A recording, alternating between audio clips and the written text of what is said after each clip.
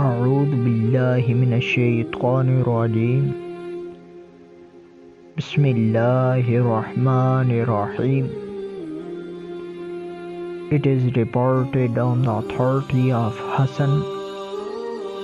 a person belonging to the people of the past suffered from a boil. When it pained him, he drew out an arrow from the quiver and pierced it, and the bleeding did not stop till he died. Your Lord said, I forbade his entrance into paradise. Then he Hassan stretched his hand towards the mosque and said, By God, Jundab transmitted this hadith to me from the Messenger of Allah, peace be upon him, in this very mosque. It is reported on the authority of Hassan,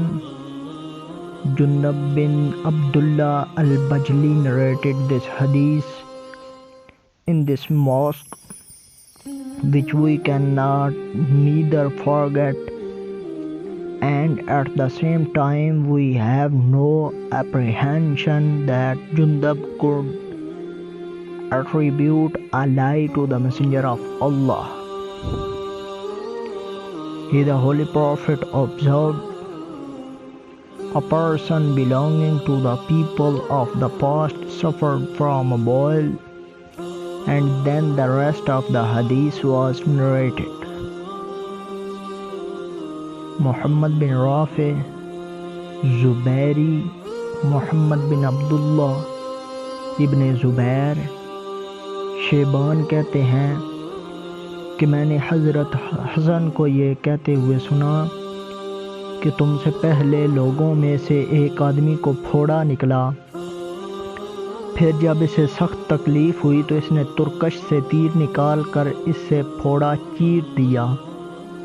اور خون نہ بند ہونے کی وجہ سے وہ آدمی مر گیا.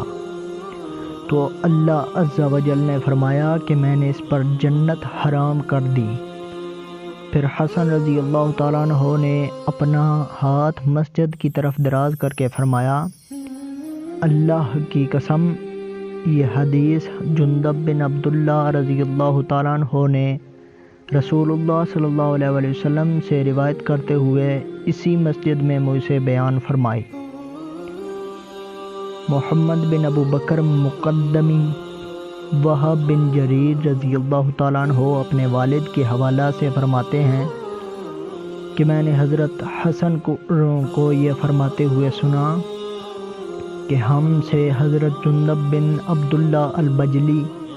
رضی اللہ تعالیٰ عنہ نے اسی مسجد میں حدیث بیان کی جسے ہم نہ بھولیں، اور نہ ہی ڈر ہے کہ حضرت جندب رضی اللہ تعالیٰ عنہ نے رسول اللہ صلی اللہ علیہ وسلم کی طرف اس کو غلط منسوب کیا ہو، یعنی کہ یہ حدیث مبارکہ بالکل اتھینٹک ہے. حضرت جندب کہتے ہیں کہ رسول اللہ صلی اللہ علیہ وسلم نے فرمایا کہ تم سے پہلے لوگوں میں سے ایک آدمی کے پھوڑا نکلا تھا، پھر اسی حدیث کے مطابق ذکر فرمایا.